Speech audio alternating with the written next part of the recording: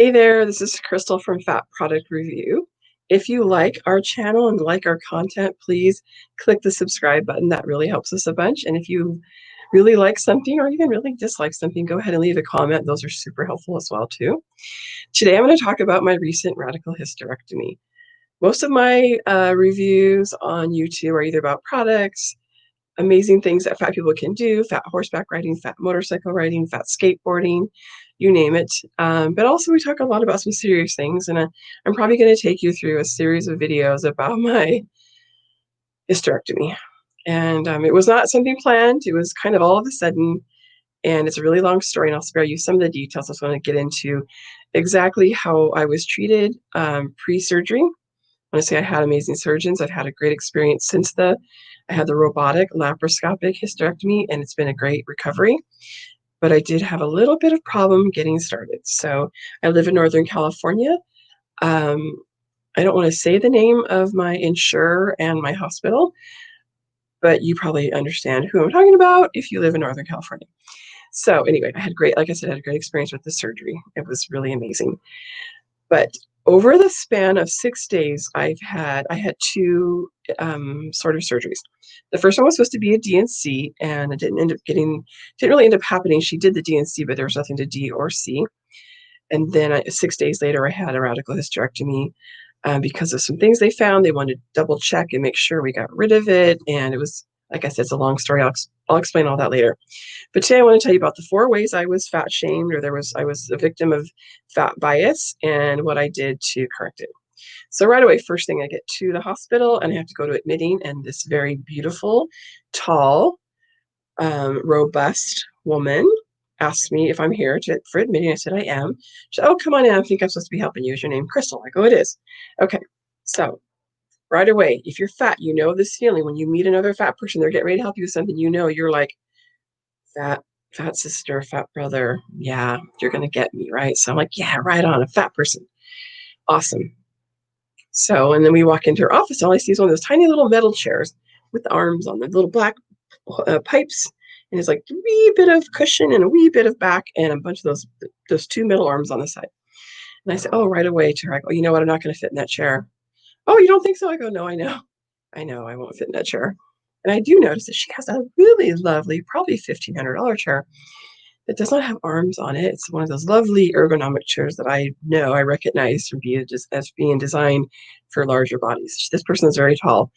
I'm 5'7", but she was a lot taller than me, and she also had like me, her hips and thighs and her booty seemed to be where a lot of her weight is, like mine. So again, like I said, when I saw her, I was like, yes, yes, she's gonna see me, she's gonna get me. Why was I wrong? But we can also all have internalized fat phobia. So anyway, but this is where it all goes wrong. So I say, oh, can I get another chair? Oh, we don't have any other chairs. There's not any folding chairs around here? A chair with no arms? No, I don't think so. I go, well, I'm not going to sit. Well, you're going to be laying around for 4 or 5 hours later anyway. That's what she said to me. Okay. I was telling myself, Crystal, breathe, breathe, breathe. Crystal, you're going to have surgery later. Just calm down. Don't get your blood pressure up. But I was pissed. I said, wow. And this is my go-to question. Am I the largest person that's ever been here? Oh, no. I go, no, definitely not. Well, that means we have not only failed me, we have failed a lot of other people that are bigger than me. Oh, well, I go,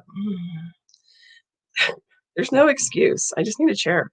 This won't take long. This won't take long, which I know, I knew it was probably going to take somewhere between 15 and 30 minutes, but never got a chair. Never, just had to stand there. She wasn't willing to look for anything. There was a person in the next room. The door was open. I noticed he was a person of size too. And so I made it a point to speak very loudly about, is there any chance I could get an armless chair? If you had armless chairs here, nobody would complain. Now, I do know some people with disabilities might need a chair with arms on it, but how about this? How about have one of each? Pretty sure this hospital can afford that. So I was kind of pissed off getting started right away. So, okay, breathe. Okay. So now I go upstairs and I walk into the surgical room, and they have me in this one curtain number 10. And they move the curtain. I go, oh, that bed is not going to fit me very well. because again, all my weight's in my butt, my hips, my thighs, not all, but most. And, "Oh, no, it'll be fine." I go, "Okay. How long am I gonna be in this bed?" "Like 2 to 3 hours." I go, "I don't mind starting here, but it'd be great if you guys could find me a bigger bed, like a bariatric bed."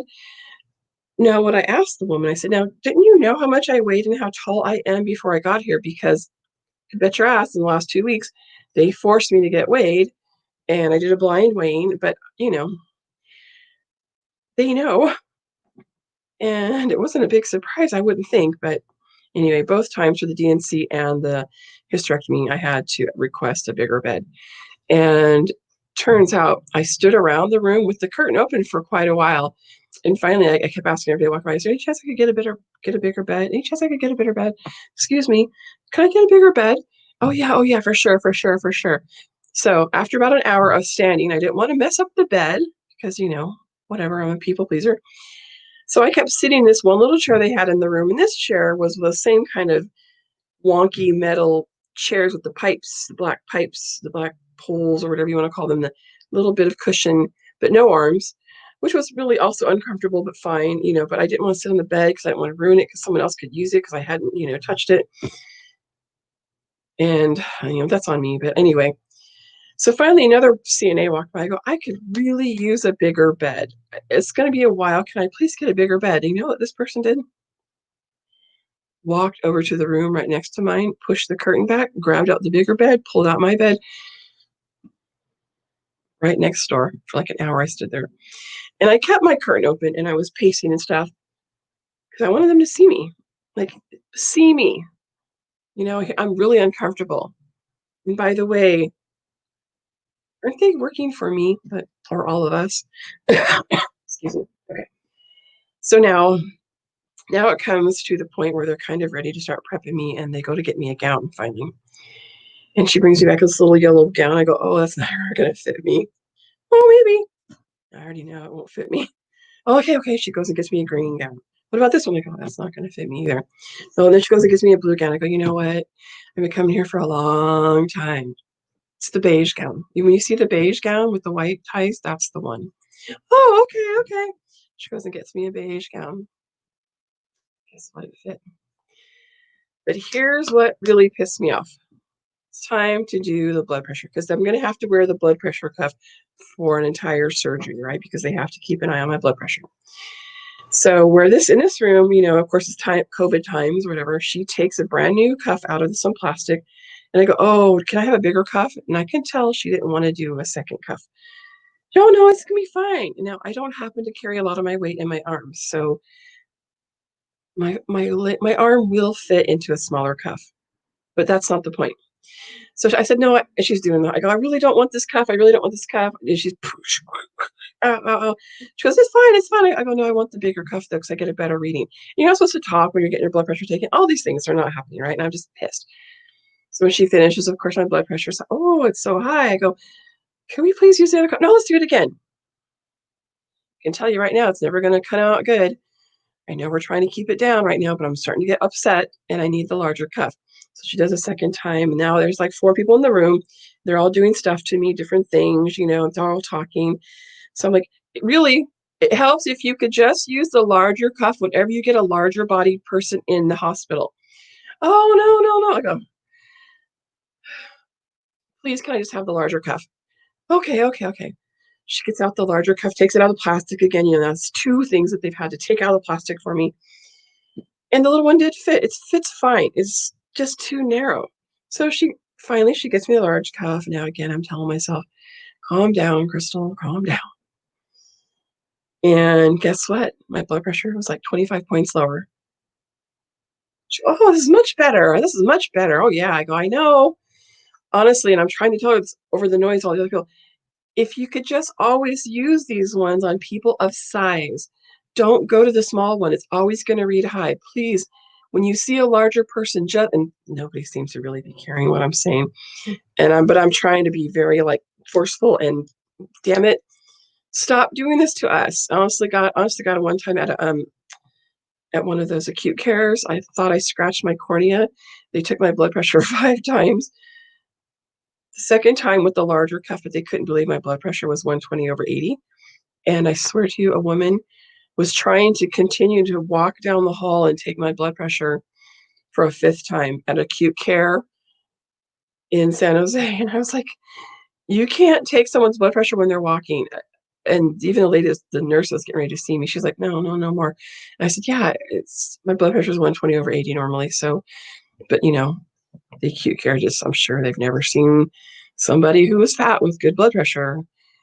Or if they did, they didn't remember. So anyway, those are the 4 ways that I advocated for myself. I'm lucky because I found my voice a long, long time ago, and I'm not embarrassed. Like, no matter how much black I wear, you can tell how large I am. So when I say I'm a fat person, I'm a person of size, I'm a larger person, a person of higher weight, it's not like I'm embarrassed because everybody knows that already because they can see me. So let's just call it what it is and let's just get me what I need and not be, you know, calling me fluffy and, things like that. I've had so many experiences this last 4 months of things that were, oh, I could go on and on about an ultrasound I had where when I told the lady, I go, is it harder to see my ovaries because I have fat on my belly? Oh, you're not fat. That's not fat. I'm like, it is fat. I wasn't sure what she wanted me to call it. Fluff, adipose tissue. I don't know. But anyway, that's it for now. Advocate for yourself. Don't be afraid to ask for what you need. They work for you. You're paying them. And medical fat phobia is really baked into the medical system. It's starting to get a tiny bit better, but it's like so, so tiny. But every time I go there and I advocate for myself, I'm not just doing it for myself, I'm trying to also do it for people that come after me because I can speak up. I'm hoping we can all speak up one day. There goes the fire department. So that we can get the care that we deserve and to get the medical fat phobia out of the medical system. It's too much right now and it's got to stop. Fat people have been around for thousands and thousands of years. We're not a new invention. We deserve to be treated with dignity and respect, and I deserve to have the same kinds of wonderful care and treatment that smaller body people get. So, okay, I'm going to get off my soapbox. Please subscribe to our fat product review. Check them all out if you're interested, and leave a comment and push the subscribe button.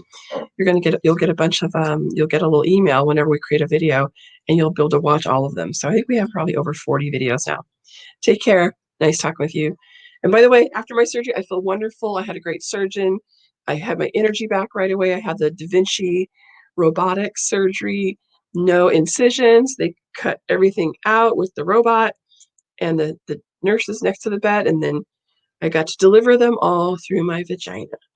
Took everything out, right? What they call it a vaginal assist. So my vagina assisted.